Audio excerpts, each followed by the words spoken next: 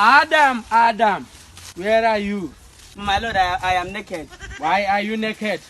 Governor Obaseki has stripped me naked. I am now reduced to zero in Edo State. Adam, you never teach anything. The pastor where you tell us say you bring make you run election. Now pastor been a Muslim. Angel, na pastor I bring, but I can't confuse. I can't say I'm as sheikh. From today, you are no more Osho Baba, but Osho Pikin. Hey, Angel, please say beg God to give me second chance. Second chance, no, I go produce ugly governor again. From Uduaha, Obaseki, even the Izu, and even you yourself. Why not ugly like this? What are your reasons? It's not my fault. I am the one producing the governor. And snake go must burn waiting day long. Me where they produce them, how I do? As you can see, I'm an angel of danger. That's why I'm wearing red.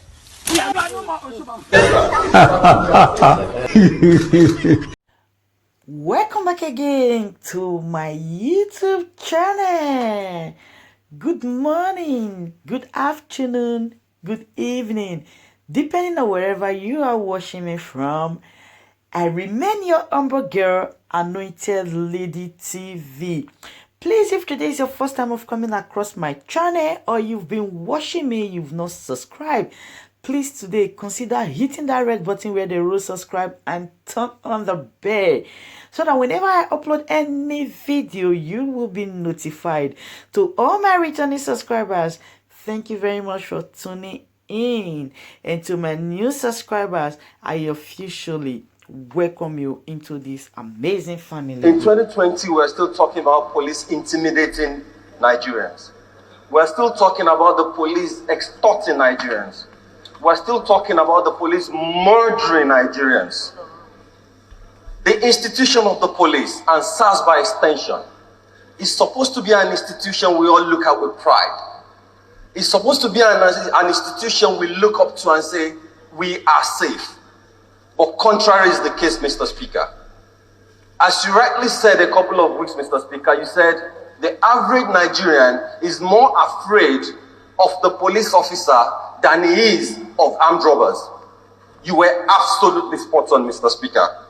But how long are we going to continue to do this? A young man or woman driving, let's say 10 p.m., he's not afraid of armed robbers. He's afraid whether there's a SARS official lurking in the corner and he's going to double cross him. You won't even know whether the SARS official is an armed robber or not because the way they even look. We don't feel safe anymore. How long are we going to continue to do this for? We know they take bribes. They extort you. If you don't have cash, they lead you to the ATM. We now hear they even accept cryptocurrency. They accept Bitcoin. It's that terrible, Mr. Speaker. The bribe they collect, we hear it goes way high up to the DPOs and co. But I don't want to believe it goes as high as the Inspector General of Police. If he is not a partaker of this illicit proceeds, Mr. Speaker, then why is it? Why is it that he cannot come out and put an end to this menace? They are meant to be a menace to armed robbers, not a menace to the average Nigerian. Why is it? He has paid lip service to this matter about 4 times.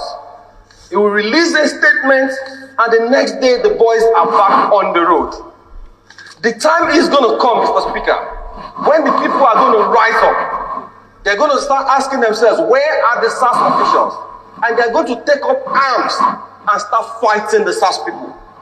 And that's going to be terrible because the security situation of the country is already in a precarious state. We can't afford it to get worse. So we call on the Inspector General of Police to end this menace now, to end this madness now. Thank you, Mr. Speaker. Honorable colleagues, every day and throughout our country, interactions between the police and our citizens result in acts of horrific brutality, extortion, and retribution against the Nigerian people. Too many of us, or too many of the people we have assigned to protect our citizens, have shown themselves unworthy of that calling.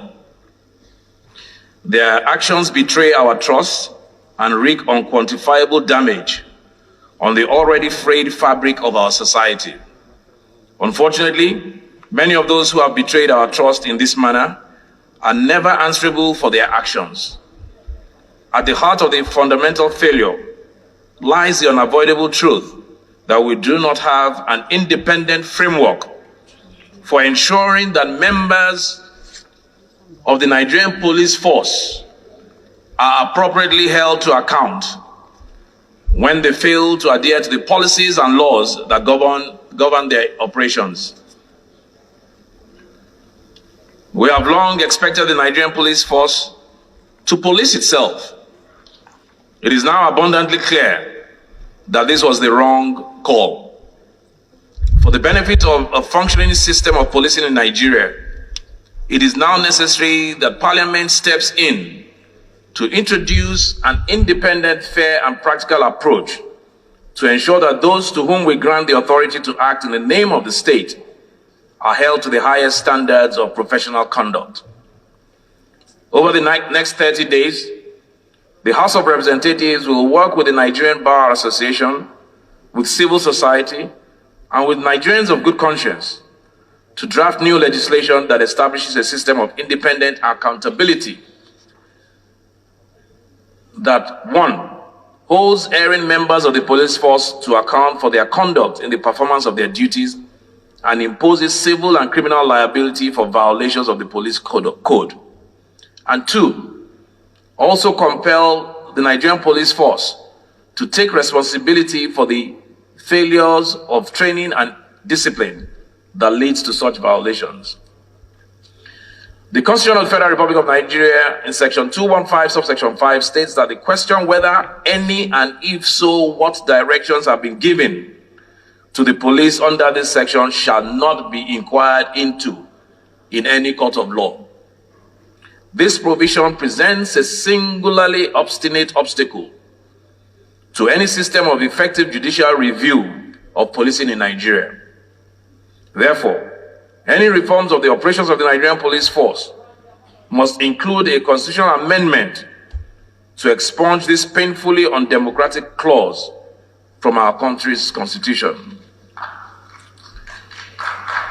Substantive and wholesale reform of policing institutions is never an easy undertaking. From Europe to America and across Africa, we have seen such efforts begin and falter. Police reforms succeed when such reforms have the support of the citizens who are determined to see the process through to a rewarding end, regardless of whatever obstacles might exist along the way.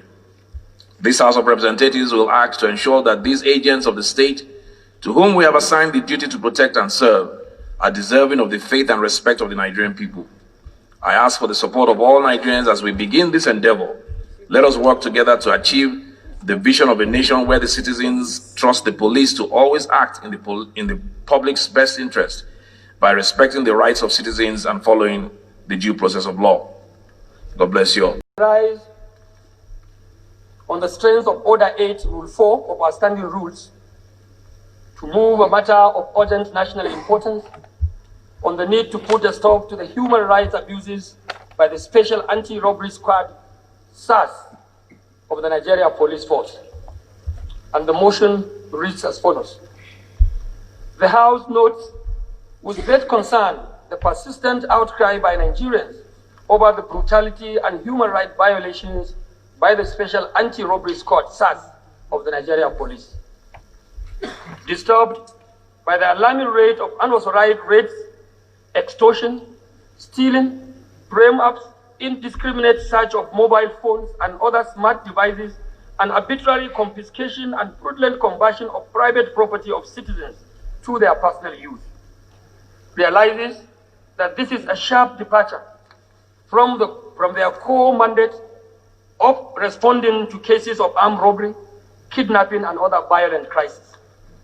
Concerned that their activities in most cases have led to loss of property and extrajudicial killings, which is eroding public confidence in government and in governance, and diminishing our human rights and democratic credentials as a nation. Recalls that the recent death of Ifeoma Abuja, who was allegedly raped and murdered in FCT, Kingsley Tariwa in Port Harcourt, Daniel Ikeguchi Chibuke in Eleonore, River State, Kolade Johnson and Temiyu Kazim in Lagos, Sunday Bong in Abuja, and Miracle in Ninewi, to mention but a few. Aware that the Anti-Torture Act 2017 and the newly signed Police Act prohibit the use of torture, harassment, and intimidation by security agencies. Mr. Speaker, honorable members, deeply worried that despite repeated announcements since 14th August 2018 by police authorities to reform Sars, the problem of human rights abuses and impunity still persists within the police force. Observe that in most cases, efforts by victims and their families to seek redress or justice is greeted with concerted opposition from the police authorities, including threats to their lives. The House therefore resolves: 1. To demand the Inspector General of Police to take decisive action to stop the brutality and human rights violation by Sars and report same to the House within 3 weeks. 2. Further request the Inspector General of Police to produce a comprehensive record of disciplinary and or judicial action taken against the officers accused of abuse of power in the past 5 years. 2, in bracket, produce immediate plan for identifying and compensation of victims. 3, set up a joint committee of justice, human rights, and police affairs to oversee and ensure compliance of the above prayers and conduct public hearing on human rights violations of citizens by Sars and submit their report within 6 weeks for further legislative action. Take immediate steps to develop legislative actions to 1, amend existing laws and the Constitution of the Federal Republic of Nigeria to excise or delete Section 215 sub 5 and replace it with provisions that ensure judicial review of police actions to entrench and enshrine, to be entrenched and protected by the Constitution of the Federal Republic of Nigeria. 2, in bracket, establish a framework, legal framework, for holding individual members of Nigeria Police Force, NPF, accountable for their conduct in the course of performance of their lawful duties, including criminal and civil liabilities. 3, allow the Nigeria Police Force, NPF, to bear civil liability for failures in their conduct and operational procedures that lead to violations of citizens' rights. Mr. Speaker, honorable members, I so move. I rise to second the motion as moved by the House Leader. I so second. Support of the motion, please say aye. Those against, please say nay. Ayes have it.